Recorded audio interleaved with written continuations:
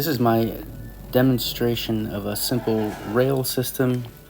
So I'll start down here.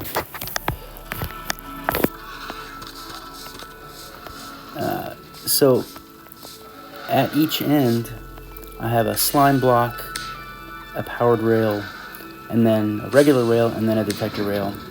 And what happens is every time my cart goes over the detector rail, it sends a signal to this redstone powder, which goes to that redstone powder, which turns off that redstone torch momentarily. And so momentarily, my cart stops underneath this hopper.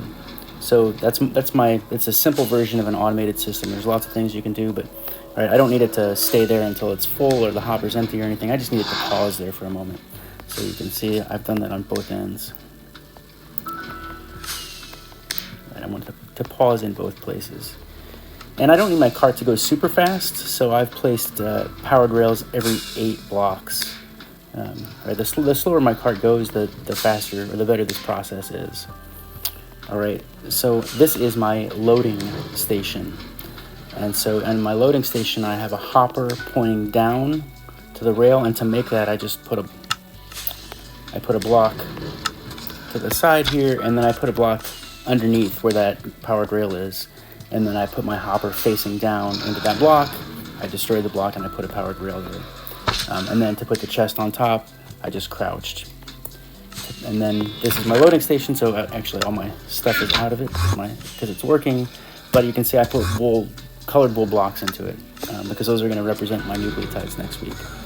So my cart comes underneath, it picks up those wool blocks, it comes towards the middle, it hits this detector rail, which is firing redstone signal into this dispenser, which is loaded with fireworks. And so every time it goes by, it loads fireworks. For us, it's gonna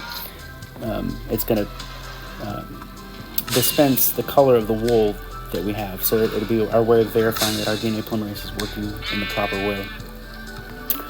And down here we have our unloading station. So it pauses, and then when it pauses, there's a hopper underneath here. So to do this, I basically just tunneled down a little bit, put my chest there, and then crouched and put my hopper above the chest, and then crouched and put the powered rail above the hopper.